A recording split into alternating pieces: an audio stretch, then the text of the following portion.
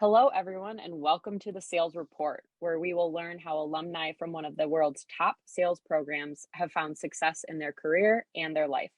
Michigan State University graduates will discuss their professional journeys, the skills, knowledge, and habits that are required to be top performers. The Michigan State Sales Leadership minor leverages the strength of two nationally ranked colleges, the Broad College of Business and the College of Communication Arts and Sciences. Today, I'm your host, Sydney DeHorn, and we have Jeff Kallil. Welcome, Jeff. Thank you, Sydney. Glad to be here. We are excited to have you. And just so you know, the goal of this podcast is to really highlight you and the success of all of our MSU Sales Leadership minor alumni. So we're excited to have you, and I'll start with a little bit of background on you, and we'll want your input and your stories about your journeys along the way. So I know you graduated from Michigan State in 2013 with a marketing major and, of course, the specialization in sales. And now you are currently the vice president of marketing at Convivial Brands. Can you tell us a little bit about your experience from going to Michigan State and ending up in the spot you're at now?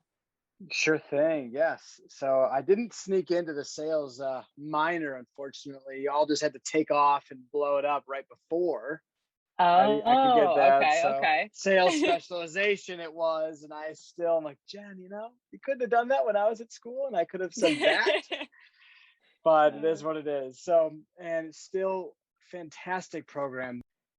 My journey at Michigan State was not different than everybody else's, I'd say, for my first 2 years. Things got interesting towards the end, but I went through at Michigan State the traditional of like excited to be on campus, excited to see and learn and develop into the person that I was going to become into the world, right? And Mhm.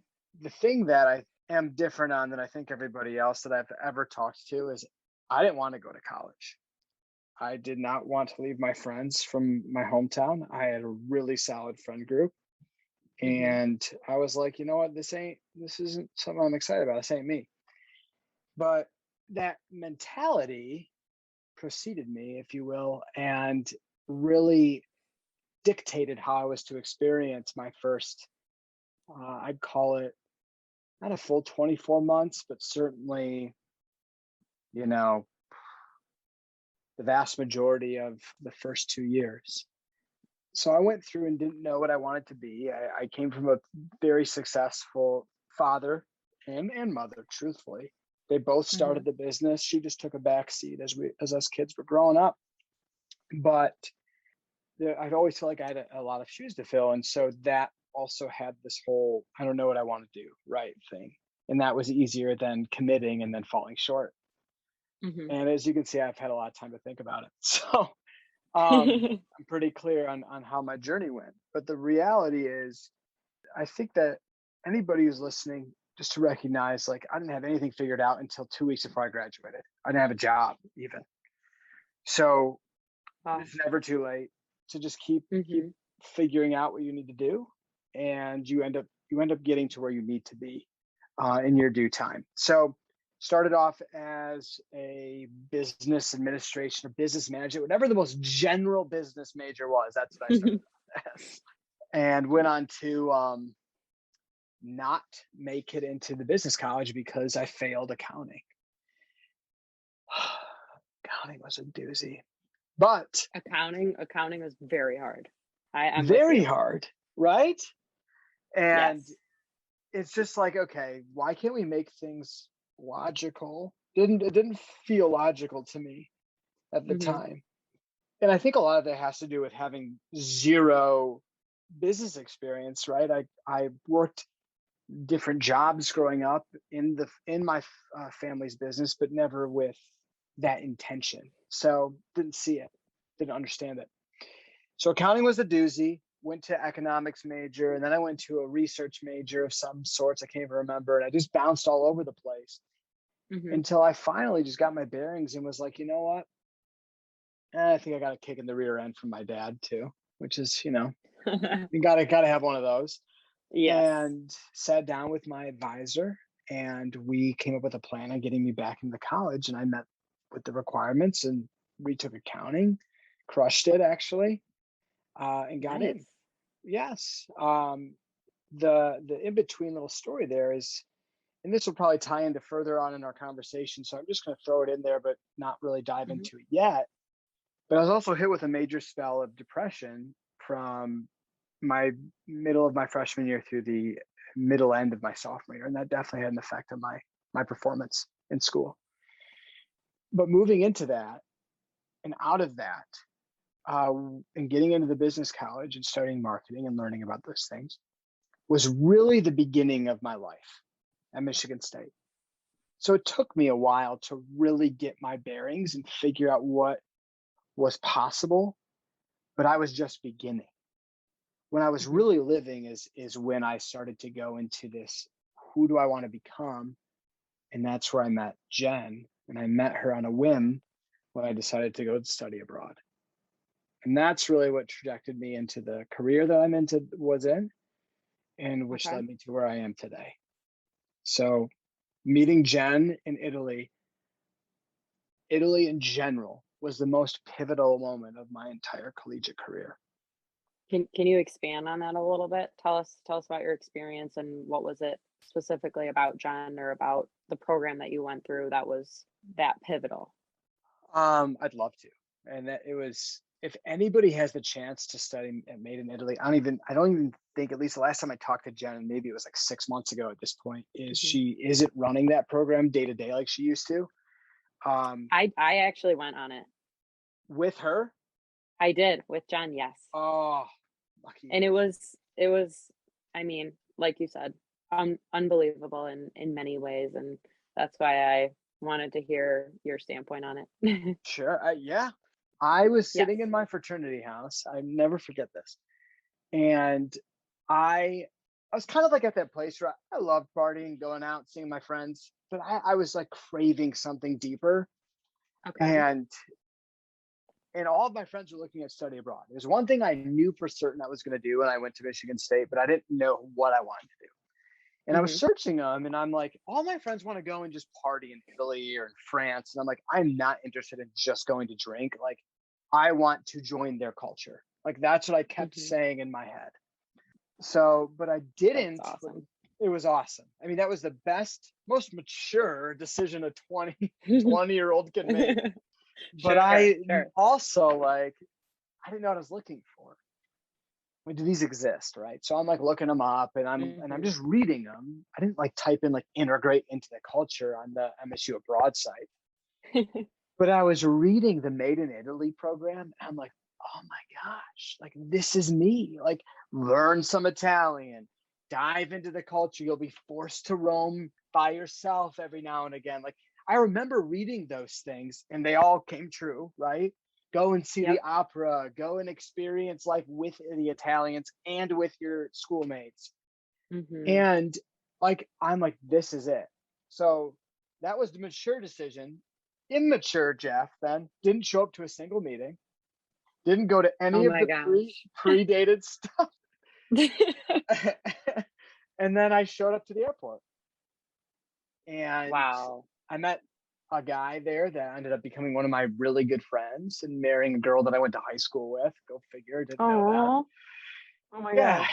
Beside the point, met really good friends, and just from like being there, I'm like, this, I knew I made the right call. So I get there, and it was everything that they said it would be. But the thing that like made me fall in love with Jen was the day after the Vatican visit, which this man came out of nowhere dressed in Mhm. a knit tie, telling us about the Vatican with a Scottish Italian ish slash UK ish Right. accent. I'm like, Yes. who is this guy? Thinking that he was our tour guide. We never see him again. Then he shows up for class the next day. But that evening, when we all went to dinner with Jen, and she like made us go around the dinner table and like tell like who we were, but like in an atypical way, like really Okay. diving into our heart and soul, and like, and she just really inspired me to be my full self. And I think that's what it was with Jen, is like she had a lot of expectations of you, but she also met you with zero judgment. And so Mm-hmm. that is like a really difficult balance, I believe, to Oh, have as a absolutely. leader. You know, like I expect you Yes. to behave in this way, and not just like in your literal moral behavior when you're like going out, but like also in like, if I've accepted you in this program, this is the type of person I'm expecting you to become. Yeah. You know what I Oh mean? yeah. That was super 100%. powerful to me. It's exactly how she is. And it's not like overbearing at all. It's just like, hey, you're going to be in this program. These are the expectations. Like, fulfill them, and you'll get to the place where you need to be. Right. Hmm. You nailed it. So, I mean, that's yep. it. Yeah. She's She made her word. extremely powerful. She's been such a light in my life. So, yes, I 100% agree with you. So you and I are on the same page with Jen Rumler and Sean We're Patrick totally Lovett. on the same. Yes, we are. We are totally on the same page. So cool. So So that was it I have for me. so amazing. I'm so happy to hear that you had such a great experience in Italy, because so did I. And so I'm so glad that I ended up choosing that program. I mean, I was in the sales minor, but I'm so glad that I went through with that one and not just some random one where, you go and party all weekend. I was not similar to you. I was not about that, Hmm. 24/7, just going out and partying. So I can relate with you. Right on. I want to ask you about your role right now as VP of Marketing at Convivial Brands. And I'm so curious, can you tell us about your day to day and what it's like to be a VP? Obviously, a huge role. And I'm just curious, a lot of people that are going to listen to this podcast, just so that are maybe people that are in the sales minor right now, or who are interviewing for full time roles, or hey, maybe you're a year into your career just like I am right now. And I'm like, I want some inspiration about some type of job that someone else is doing right now. I'm in consulting, but I'm curious about learning about what it is that you do. Can you share a little bit about your day to day and your role at your job? Yes, I can. I don't think I can do it justice though without sharing the pre position.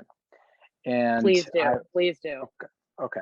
So when I graduated, and I want to share this for y'all listening. This is like all about finding your journey. If you can't fall in love with the journey of getting to your next step, you're gonna be miserable. And I'm speaking that because I know it, because I do it. Not because I know it, so I'm perfect at it, because I literally always want the next thing. And if I forget to just fall in love with my process, I'll be miserable. So just to put it in perspective, I literally asked Jen, get me a job where I wear a suit every day. That's how I chose my career. Isn't that great? Really? Yes. Wow. Okay. Mm-hmm. So she goes, okay, go talk to the guy's name at the time was John Burton at Tom James. I'm like, all right. Oh my gosh. So Okay. I love it. so I go and talk to this guy, and I knew I wanted to be in Chicago. And so we hit it off, and he was like, come shadow me for a day. And I ate the whole thing up. I was like, meet with really successful people, do their wardrobes, get to wear really nice suits, count me in. Hmm. And I knew it was going to be hard. I didn't know it was going to be like gut wrenching, difficult.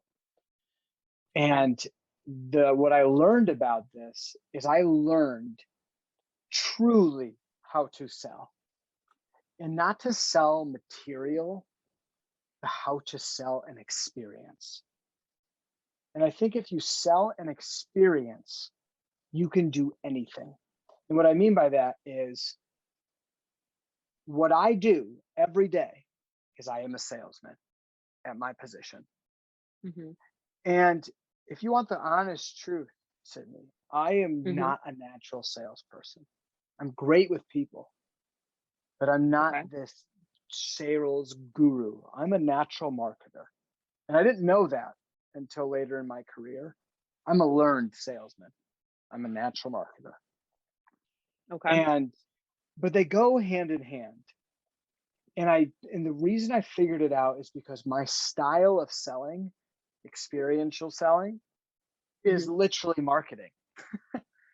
I just had to Yeah, personify absolutely. it, right? Right. So, but the thing is, I actually just had this conversation with a team member probably a week ago. And they're like, why? Look at my title. Why do I need to sell my position on this? I'm like, are you kidding me? He's like a senior manager of something. I'm like, really? Can you explain to me why you think you need to sell it or why you shouldn't? Mm-hmm. Of course, when you ask somebody a question like that, they don't know how to respond. Yes, yes. Right. Right. That's part of it though. And let me take a step back. Everything I do is just questions. All I do all day is ask questions and make decisions. That's it. Mm-hmm. And it's my responsibility to elevate people to be the best that they can be. That's really what my end of that title, and it's a big title. Yes. Let's take off the curtain though. It's a smaller company, right? Okay. Probably a director level at a big company. And but it all comes back to how much you're able to communicate something to help someone have greater buy-in. See what I'm saying? So Yes. everything that I do is for the greater good of the organization at this level. So I have to ensure that the people that are reporting to me and cross-departmentally have huge buy-in to the organization and to their mission. So So that's why can you, Tom James is so pivotal, because it's all selling. But go okay. ahead. I'm sorry. I was just going to ask you, can you give an example? Can you give an example of what you just said about how you're asking questions all day and really getting people to buy in? Can you give an example of, in the past week or the past 2 weeks, what was a day that's left in your memory? Sure. So let me ask you something really quick. I'm going to flip it Okay. on you. I'm sorry, Sid. Let's hear it. Let's hear Okay. it. So do you believe, or do you have a preconception of somebody, I would say maybe director level and above, that they should have the vast majority of the answers?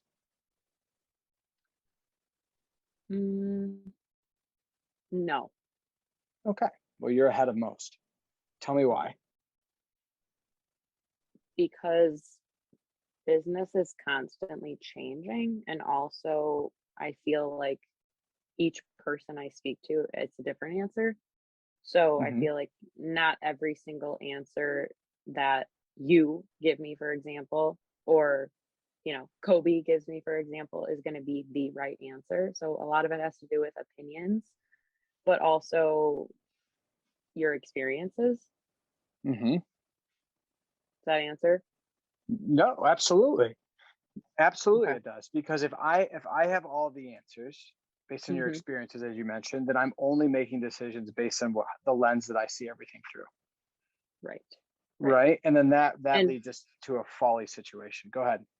yeah, and I mean, a business is multiple people, right? It's not, or it can be multiple to hundreds of thousands of people. It's not just one person. So it's it's like it's a team effort. But of course, big decisions are made by important people, of course, but a lot of input comes in from other factors, person X, Y, and Z. Mm-hmm. And if I know everything, then I've hired the wrong people, hands down. I like it. I, I I like would it. much rather be challenged to get to the right answer than be right.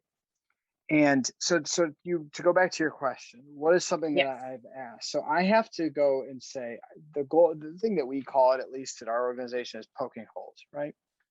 Okay. So my job isn't to come up with maybe necessarily an answer, but to probe you enough to sharpen yours.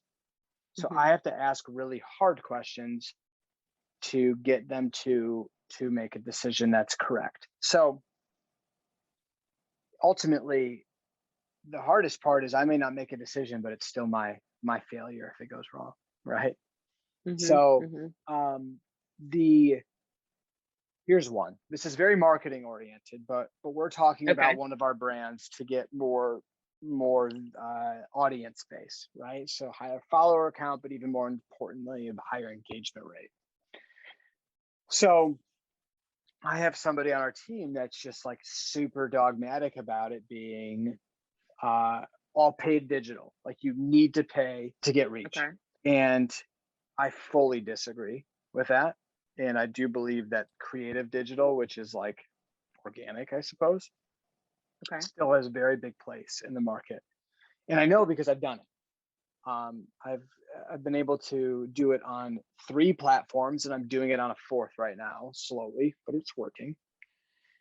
And so I've said, so tell me why you believe that paid digital is the only way to solution. They give the answer, right? Mm-hmm. And then the next question is, anything else?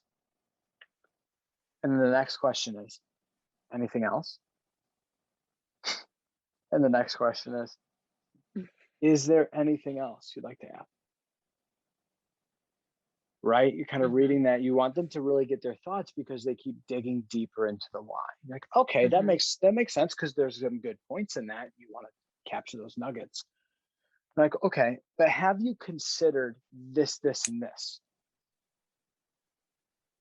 So then you're throwing back some other options for them to think about, right? It's not like, right. It's not like, why did you do that? That was stupid. It's just, have you considered this? Those are magical words. So it opens up their mind. Absolutely. Because it also doesn't tell them that they got the wrong answer. And it saves you from looking like an idiot and saying, yo, like, you're wrong, I'm right, deal with it. I know I'm right with my, as you said, Sydney, lens. That doesn't mean that they're wrong. It just means that today we have a limited budget because I'm looking at the whole picture. That's my job. Yes. Not to look at a narrow area, right? So I have to look at the whole picture. Like, based on all of these factors, have you considered X, Y, and Z? And like, I considered X, but Y and Z was so off my radar. I'm like, okay, well, how are you going to attribute the ROI on Y and Z then? Tell me your solution to that. And they're like, okay, well, this is this. Okay, we can work with that. What about switching, this portion of your solve to this portion of your solve? Could we do that one first? Just to prioritize it, right? Yeah, we can do that. Right. Okay, let's give it a shot. This is the ROI I want to see. Let's go and make it happen. And then we test it. And if it fails, you try something different. I would say many people that I have talked to try to just give an answer, but it kills your team, kills them. It's no empowerment, no sense of autonomy, and no buy-in to the greater good of the organization. And it becomes very you-centric and getting your work done without getting the right work done. And that's where the questions coming in will make you a part of the greater solution and allows you to lead them somewhere instead of just direct them everywhere. Because what happens when you're gone, I'm more into sustainability and continuity than I am being the king. That's a really good outlook, especially opening their mind to make sure that they're thinking about all the things and not just through one lens. You mentioned failure, and I think that this is not something that's talked about always. And so I want to make sure that I ask the question, but what's one of the biggest failures? It doesn't even have to be the biggest, but what's a failure that you've had that has made a lasting impact on you that you have taken to your role today, that you've learned from, you learned your lesson, and it's made you even better today? Wow. Dang, you stumped me here. I'll tell you why though. And I have to say, I'm like, I hate that I'm about to say this, but I need to say it, and then I'll actually tell you one. Okay. It's hard for me. Go ahead. Go ahead. Let's hear. No, I was gonna say it's hard to say that things are actually failures, right? If you learn from them. Yes, that's what I was gonna say. Yep. Well, you mentioned the word failure, so I was like, okay, this is interesting. Like, let's go with it. And I think a lot of people think that failure is actually failure, right? But then if you look back, a lot of people say, oh, like, what's something you regret? And I really, truly try not to say that I regret things because you learn from it, Mm-hmm. you know? So anyway, keep going. Now I'm Oh, not trying to steal your spotlight. no. The light's shining on you. I'm signing off. No, no, no. This is really okay. So we were all taught in like 2005 by Mr. Wayne Sr. of Wayne Enterprises. He says, "What happens when we fall down, Bruce? We get back up, right?" And I Mhm. always think of that scene, literally, from Batman Begins or whatever. And I was a Awesome. young kid, watching that. I was in high school, and that has stuck out in my mind. Like getting back up, you're allowed to, but you don't get up back up without scars. And I think that is what has shifted over my adulthood, is recognizing that just because you've learned doesn't mean you don't have wounds. And Sure. so the wounds are a story, right? And this is Yeah. the story of your failure, but also of your triumph. So you can't speak of failure unless you speak of triumph, in my mind. I Regret's a like that. scary word, though. Yeah. Um, Regret is a scary word. You're right. so I would assume regret being true failure, and Okay. that's not learning. I'm not saying you can't learn. I'm saying you did something wrong so bad that maybe you're still healing from it, or Okay. maybe the wound is like something you see every day. I almost think that is regret, and it's like a scab. It's like a wound that never gets skinned back, if you will. And sometimes you need that lesson so desperately to never make it again.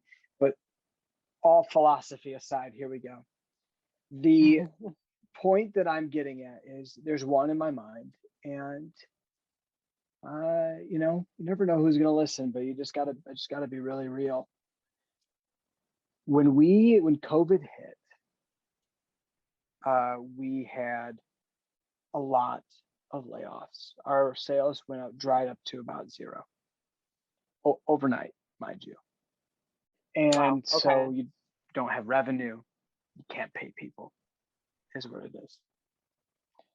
And thankfully, we're here and we survived. It was a very long run and one that we are all still healing from. And in those layoffs, as many organizations did, they learned a lot about their past mistakes. And I'm thinking of certain team members that I left that I feel I did not have, despite their behavior, right? They could have had terrible behavior. Many of Hmm. them did, but you owe them strong coaching conversations, always, difficult as they may be. And I feel I didn't do my due diligence with not all of them, but some of them, and Okay. have very direct communication with areas that I expected improvement. And they may never have improved, but everyone's owed the opportunity. And I just find it fascinating. And I will never make that mistake again, by the way.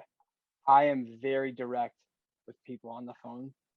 Then when they call in or they come in my office, whatever, what have you. And to the point of like, there was somebody even just the other day that was complaining about something that somebody was trying to do for them, right? A good thing. Hmm. And I'm like, so let me just understand. This is how I got with them. I said, let me just understand how this is making you feel. You're going to complain when things don't go wrong, and you're going to complain when they're trying to do something well for you. Hmm. That's the decision you decided to make just now, right? I just want to make sure I'm clear. Like I was that pointed. Because when you repeat what somebody is doing to them, they actually realize like how absurd it is. Yes, that's such a good point. And they're like, well, I guess I didn't think of it that way. I'm like, yeah, well, you're going to have to pick one of the things that you don't like, but I'm not going to listen to both of them. So that's up to you. You can make your decision, but we're going to keep moving forward. And you know what, though? Here's the kicker. You can speak like that to somebody when three things are happening. One, you have a strong working relationship with them. You've invested in the emotional bank account. I didn't do that before. Okay. That's one failure. Second, You make sure that whatever you say, as pointed as it may be, they never leave your proverbial office with their tail between their legs. You lift them back up. Okay. And then number 3 is you always follow up after, check in on them, make sure they're doing all right. That will always make sure that you maintain a strong relationship. But guess what happens when you have those? They respect you, and you respect Absolutely. them. So my failure, Sydney, to wrap it up and put a bow on it, is not communicating as directly as I need to. It's so funny. Why do the things in life that we think are so hard are actually harder if we don't do them? That's the big one. Very good things to think about, I think, for everybody who will listen, and they will know to use their communication moving forward, especially when it might seem like it's something that's seems way too hard, right? Do it Mm-hmm. anyway. Do it anyway. But hey, it's it's a live and learn process. So I think that that's why I asked that question in the first place. So it's definitely good to know and to hear that from you.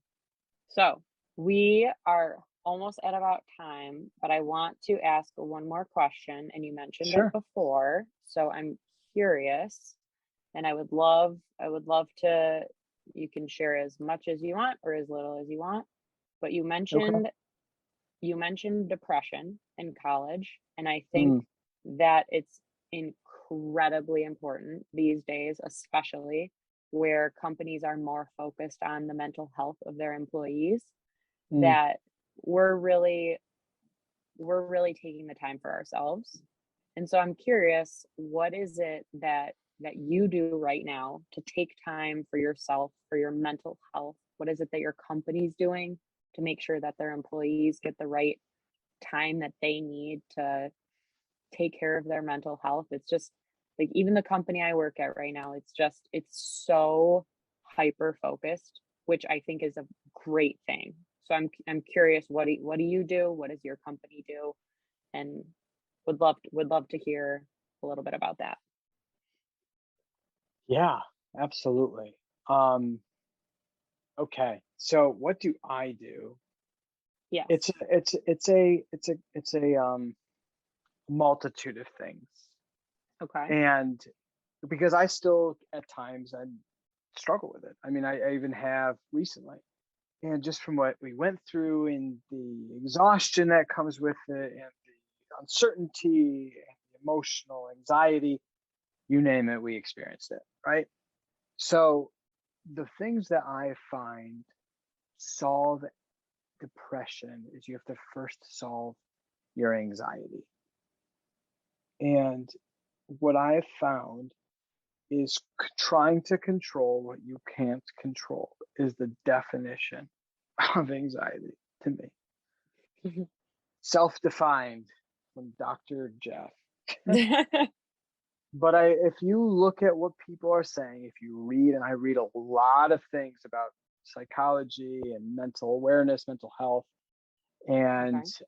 I'm a huge proponent of healthy relationships, friendships, romantic, colleagues, etc.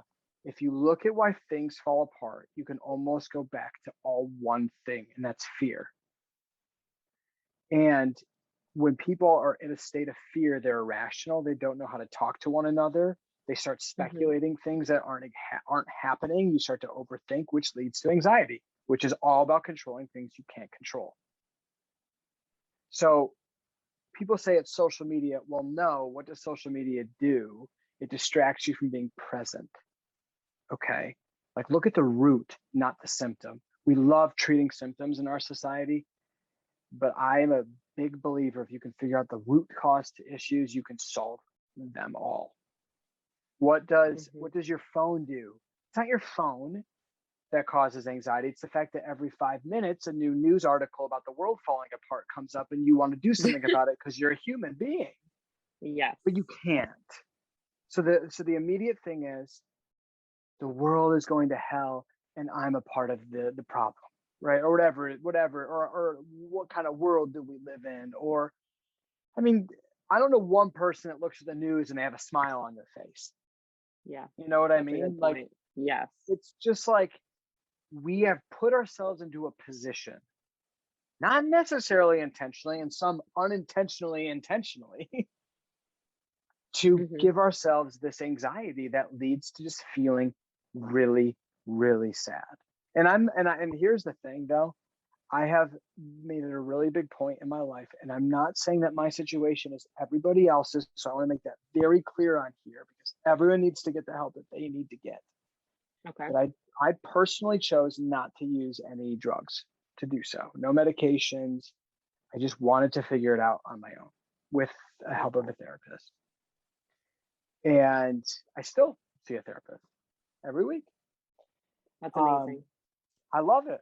It's good for Hmm. my family. It's good for me. It's good for my colleagues. Hmm. And a lot of it comes down to what I'm talking about, right? And so where is it this leading? It's self-care. How do you put your phone down? Easier said than done. I don't mean just like put it down on the counter next to you. I mean, like, if you're downstairs, go walk it upstairs at a certain time and leave it there. Go Hmm. on a walk without anything and just think. Be at peace with the world. Write. Writing has been a huge one for me, taking a journal. And Okay. people say, well, what do I start with? I Hmm. always start with gratitude because you never met a pissed off, grateful person ever, Yes. So start with gratitude and then work into a blank sheet of paper and just start writing. I feel blank, blank, blank, blank, blank, and then keep asking yourself why. And then just get all your thoughts out because our brains, here's another thing, right? This is the information era that we're all living in. Here's some information for everybody. Your brain is not meant to hold on to information. It's actually meant to create and innovate. And so things that are in your mind need to be living on paper, not in your head. So it's actually part of your, I would say, your responsibility is to exit Hmm. everything from your mind onto paper and leave it there. And Okay. then use your brain to create more and innovate and think and, all that stuff. But you're Really good so advice. bombarded, right? And so that's how I've tackled it. And am I good at it? No. Um, like I should say perfect at it, but I've gotten a lot better. And every day is just another chance to make it great. So that's been really big for me. And the last bit for me personally is helping people. So within the pandemic, I went through a hyper intentional, like, I want to help people thing. And I've been wanting to do this forever, but when we had nothing to do at work, so to speak, we had everything to do and nothing to do. It was a really weird time. We were Uh-huh. scrambling all over the place, right? But Yes. I went from 25 direct people I was leading to one. So like huge difference in your time, right? So I started making videos on different platforms and I grew a good following on TikTok and Instagram. And I'm just Okay. starting on Twitter. But I grew 150 followers over last week. So it's good. We're just Oh, starting last week. nice. Yeah. So I'm having Nice. fun with that. But it's all about helping people. And I built a coaching program and I have clients for that and things. And that's helped. When I'm helping others, I don't think about myself. And that's been Hmm. really inspiring to me. So there's my Jeff's version of how. And then for our business, right now we are in rebuild mode. And so with that Okay. comes a lot of anxiety and a lot of controlling what you can't try to control, you can't control, and finagling and pivoting. And it's challenging, man. Holy smokes. Hmm. And we don't have a formal program right now. And that won't be forever. But right now, what comes down to, and this is why it's so crucial for those of you who are into entrepreneurship, or those of you who are building a team, or those of you who are in a managerial role, people don't leave companies, they leave managers. So if that's the case and your team members need help, you should have a good enough relationship with them where you're helping them get to where they need to go. I will coach somebody all the way up in their position. I will coach them to help them find a different job if that's the case. But that's the type of relationship that I want to have with all of my team members. And that is the type of culture that we built, is we expect our leaders to have that type of relationship with their team members. So where the company doesn't have a vast budget to build a really strong program yet, as we go into doing that, the key is relying on really good people to make sure each team member is taken care of. Does that make sense? Mm-hmm. Yes, that absolutely makes sense. So it's more responsibility on the individual leaders than maybe on HR, if you would, in this exact instance. Okay. That's good. I really, really like the line, people don't leave companies, they leave managers. I really like that a lot. It's really, really true. It's scary, Yes. but it's real. Will you tell us what's the name of your Instagram platform so that people that are listening can follow it for your coaching? It's just at Jeff Kallil. So it's At Jeff Kallil. Perfect. Yep, just my first and last name. That's it. Fantastic. Well, Jeff, this has been incredibly insightful, and we really, really greatly appreciate your input, your advice, your not just job advice, but life advice too. So thank you very much for taking the time with us today. Absolute pleasure. I really enjoyed it and wish you both a ton of luck in your endeavors, and the rest of the students listening and whoever else. And thank you. It was an honor and a privilege. Thanks. Well, everybody, thank you so much for listening today. Please be sure to follow Jeff on LinkedIn and listen to the remainder of the Sales Report podcasts. You can find us on Instagram, LinkedIn, Spotify, and Apple Podcasts.